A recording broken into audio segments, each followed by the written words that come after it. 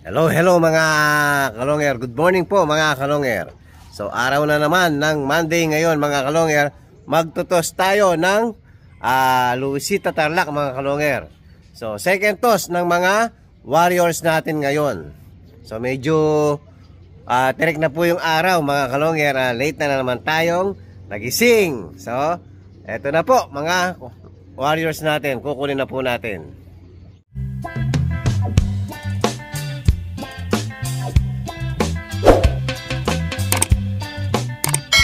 Hello mga kalonger rin po. Ulihin na ni Superbook yung mga Warriors natin. Ba nang itlog ata yan? Nasa kanya yung ano, kanya yung itlog kahapon. May itlog dito sa may flooring kasi nakasarado tong kahapon yung mga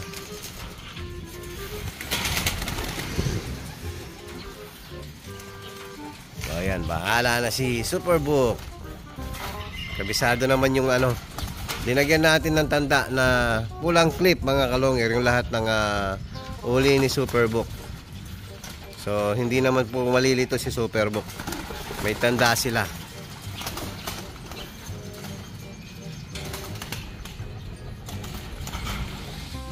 Yan mga kalonger, nahuli na ni Superbook yung mga Warriors natin.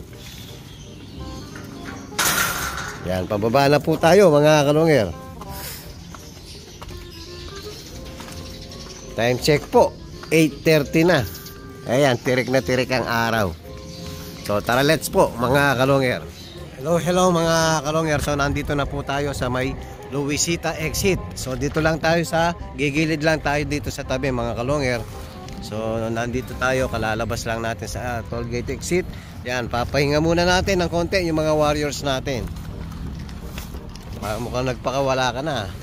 Yung pampuling kayo, single toss natin para may pasada. Papasada ka na naman ha. Sana may pampasada sa mga ibon ko. Puro pang ano to kung long distance boundary. Ayan, yung binibreed ko kasi mga kalonger, yung nakabreed na to North and South po, iisa yung breeder ko. So kung talagang gusto mong sabi nga ni Superbook, gusto mong mamasada, mag-breed kayong yung mga speed.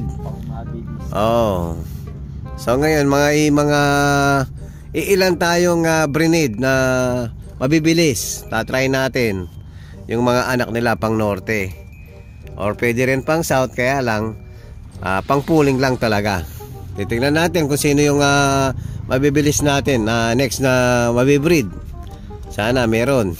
Maganda meron tayong pampuli kasi sa kanila na magagaling yung pang-entry natin. Oo, para libre na yung pang-derby natin, no? Pang-entry natin sa derby. Kaya shoutout sa mga nag-donate dyan.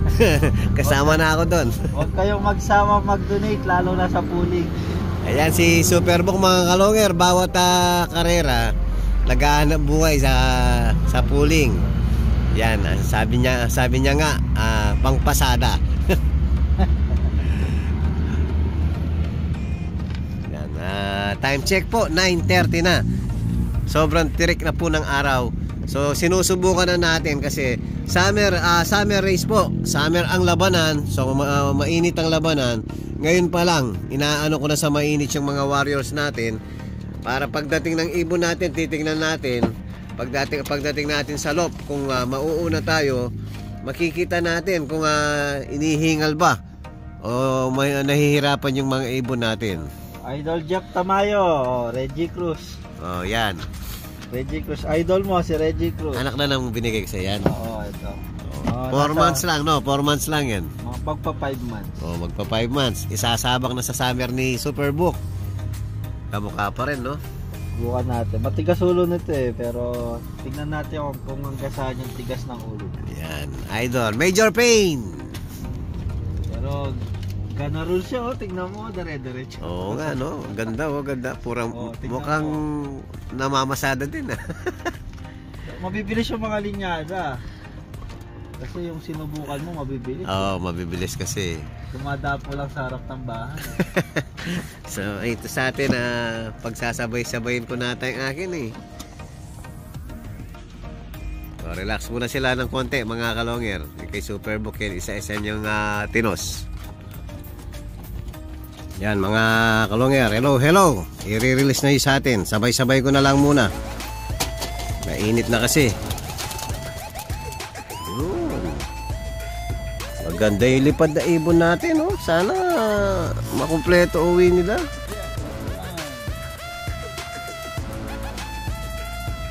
Yung kay Superbook kasi mga kalonger, dito na nakatira eh. Kaya sinisinggan na yun sa kanya. Sa atin, puro basal yan. Ang mahirap lang po sa norte, summer race, ang mga kalaban mo, pabalik-balik na lang yung mga ibon. Ayun, nagsama-sama, oh. So, mas labang sila. Compare sa mga ibon natin, laging basal. Kanino rin pumipitik-pitik na yan? Grisel na dart, no? Ayan, nagsama-sama din yung kay Superbook tsaka yung sa atin mga kalonger. So, mataas, oh. Lain nyo na pa uwi yan. Oo, ay gagawin natin guide yung kay Superbook. Ayan mga kalonger, balik na po tayo sa ating loob. Hello mga kalonger. Ayan po, naandito na tayo sa loob natin at nauna yung mga warriors natin sa atin mga kalonger. Kaya lang may problema. May sinasabi si Kiyo. Yan yung isang paborito natin na nadali ng kable. Patay. Patol. Nasaan? Binaba ko na kasi sinarado ko yung mga yan para pag papakainin. Kaso nung papainumin ko na mga kalongyer yan, ayaw niyang bumaba. Ngayon pala bali yung paa hanggang dito. Patay. Parang si putol na koi purse. So hindi pwedeng lagyan ng stick, hindi na pwede. Para sa akin hindi na pwede kasi dapat putulin na katulad nung si putol yung nalaban ng South. Yari, bawas na naman tayo ng isa mga kalonger. Pero at least kumpleto ngayon yung tinos natin. Yan, nasasaba ka na agad sa mainit. Ayan, so mamaya mga kalonger, so ang gagawin natin, puputulin na natin yung paa kagaya kay nagmatnog na dumating din, balat na lang yung nakadugtong. O ganun din pala yung nangyari ngayon sa isang warriors natin. So hindi natin papakita sa bawal po pakita sa YouTube. So mamaya po pag may dugo kasi bawal. So mamaya after natin putulin ang paa at matahin natin yung yun doon natin papakita. So papakita natin tapos na yung paggagamot natin sa kanya mga kalonger. Sayang, ano pa naman siya? Japan Ukus Cross Solosola. May kapatid pa siyang isa dyan. Ayan. Yan, ito kapatid niya, ayan. Bluebird. Oh. Yung mas yung babaya ang mata, no, Kay? Ang nadali, no? Yung paborito mo. Oo, ang hirap talagang magpaborito mga kalonger. Lahat ng paborito ko nadadali. Yan, sana paano yun? Makakapag-breed pa ba kaya yun? Kak, sa bagay yung sa'yo, putol lang paano? Gusto ko yung mga putol. Baka... walang hiya. Gusto na naman ni Kiyo Tipogi. So mamaya mga kalonger, gagamutin muna natin. So puputulin muna natin yung paa niya. Tapos tatahin natin siya. Tapos papakita natin after na natahin na po mga kalonger. So bababa muna tayo. Gagamutin muna natin yung ibon natin.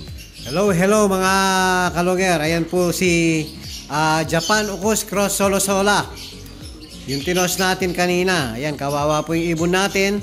Mag-isa na lang po yung paa niya. Ayan, pakita mo Kay. Ayan, hindi natin pwedeng pakita yung may dugo. Sabagay, wala nata, no? Kanina pa to Pinunasan ni Kiyo Dipogi. Ayan po, pakita mo Kay. Isa na lang po yung paa. Sige, tanggalin mo yung buo. Ayan, no? Ayan po, tuyo na. Yan, mga kalonger. Kawawa si Solosola Cross Japan. Pero yung ganito ko, sa experience ko, nakapagpapisa na. Oo, yun sa'yo, no? Iisang pa nung ibon ni Kiyo, mga kalonger. Pero nagpiperti lahat ng mga itlog. Yan, ganda, oh. Yun, kak yun. Basta kahit may paraan lahat. Basta gusto, may paraan, no? Yan, na pag mating. hindi. May chance pa yan. Importante yung lahi nito mga kalonger. Solid ang lahi nito.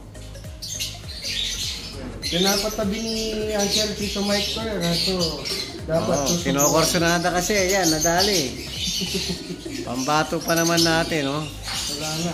Wala. Bali, konting-konting legs na lang yung natira. Sayang. Pero may isang kapatid dyan, mga kalonger. Sana wag madali yung isang kapatid niya. Saka yung mga parents nito, ongoing pa rin. Nandyan naman eh. Only breeding. Ayan po, yung update natin sa training natin kanina. Medyo minalas po ang yung isa natin.